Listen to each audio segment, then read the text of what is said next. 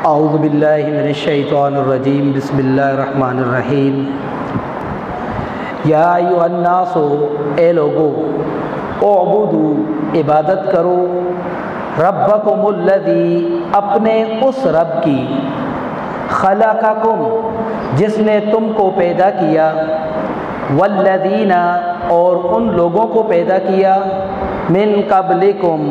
جو تم سے پہلے تھے لعلکم شاید کہ تم تتقون پرہیزگار بن سکو الذی وہ ذات جعل جس نے بنایا لکم تمہارے لیے الارض زمین کو فراشن فرش والسماء اور آسمان کو بناءً چھت وانزل اور اس نے اتارا من السماء آسمان سے ماءً پانی فاخرج پھر نکالا بھی اس پانی کے ذریعے من الثمرات مختلف قسم کے پھلوں کو رزقا لکم تمہارے کھانے کے لیے فلا تجعلوا پس نہ بناؤ للہ اللہ کے ساتھ انداداً شریک وانتم تعلمون اور تم جانتے ہو وان کنتم اور اگر ہو تم فی ریب شک میں مما اس چیز کے بارے میں نزلنا جو ہم نے نازل کی علی عبدنا اپنے بندے پر یعنی محمد صلی اللہ علیہ وسلم پر فاتو تو لے آؤ بصورت کوئی صورت من مثلہ اس جیسی ودعو اور پکارو شہداءکم اپنے گواہوں کو من دون اللہ اللہ کے مقابلے میں ان کنتم صادقین اگر تم سچے ہو فَإِن پھر اگر لم تفعلوا تم ایسا نہ کر سکے وَلَن تفعلوا اور تم ہرگز ایسا نہیں کر سکتے فَاتَّقُوا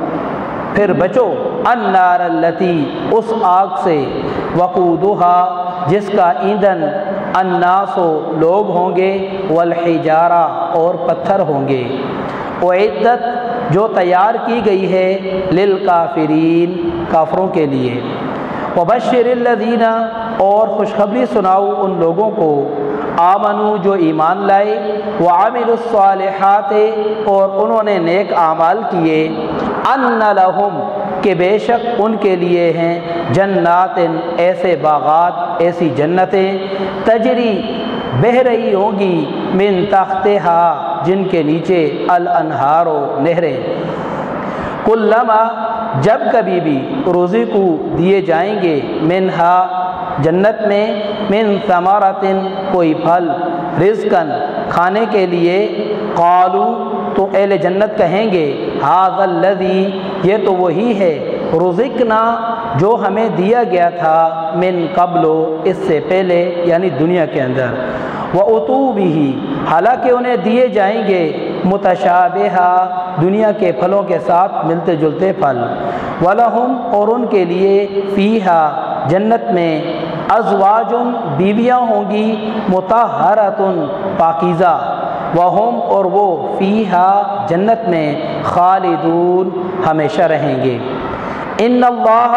بے شک اللہ لا یستحیی نہیں شرماتا ان یضرب بیان کرنے سے مثلا مثال ما کوئی بھی بعوضۃ مچھر کی ہو فما فوقہا یا اس سے بھی کمتر چیز کی فاما الذین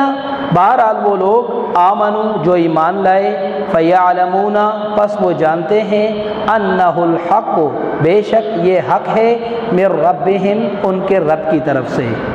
واما الذین اور بہرحال وہ لوگ کفروا جنہوں نے کفر کیا فیقولون پس وہ کہتے ہیں ماذا کیا اراد اللہ ارادہ کیا ہے اللہ نے بہذا مسئلہ اس مثال کے ذریعے یضل اللہ گمراہ کرتا ہے بھی اس سے کثیراً بہت ساروں کو ویہدی اور ہدایت دیتا ہے بھی اس کے ساتھ کثیراً بہت ساروں کو وما یضل بھی اور نہیں گمراہ ہوتے اس کے ساتھ الا الفاسقین مگر وہ لوگ جو نافرمان ہیں محترم سامعین، اس رکوع کے اندر، بلکہ اس رکوع سے پہلے میں مختصراً بتا دوں کہ اللہ تعالیٰ نے 3 جماعتوں کا ذکر کیا۔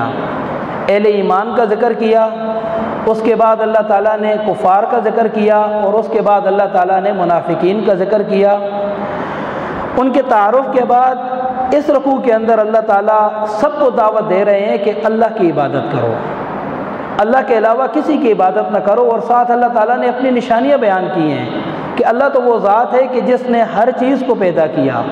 یہ جو بڑی بڑی نشانیاں آپ کو نظر آ رہی ہیں، یہ اللہ تبارک و تعالیٰ نے پیدا کی ہیں، تو اس اللہ کی عبادت کرو۔ اور پھر آگے نبی صلی اللہ علیہ وسلم کی رسالت کو بیان کیا جا رہا ہے، وَإِن كُنتُمْ فِي رَيْبٍ سے، کہ اگر تم سمجھتے ہو کہ یہ خود نبی کریم صلی اللہ علیہ وسلم نے قرآن اپنی طرف سے لکھ لیا ہے، یا کوئی جن یا جادو کے زور پر نبی صلی اللہ علیہ وسلم یہ قرآن سنا رہے ہیں، تو جاؤ اپنے گواہوں کو بلا کر لے آؤ، یا اس طرح کی کوئی صورت بنا کر لے آؤ۔ یعنی اللہ تعالیٰ منکرین قرآن کو چیلنج کر رہے ہیں۔ پھر اللہ تعالیٰ خود ہی کہتے ہیں کہ تم یہ کام نہیں کر سکتے، اور کبھی بھی نہیں کر سکتے۔ جب یہ کام نہیں کر سکتے تو جہنم کی آگ سے اپنے آپ کو بچاؤ، وہ اتنی سخت آگ ہوگی کہ انسان تو انسان پتھروں کو بھی جلا دے گی۔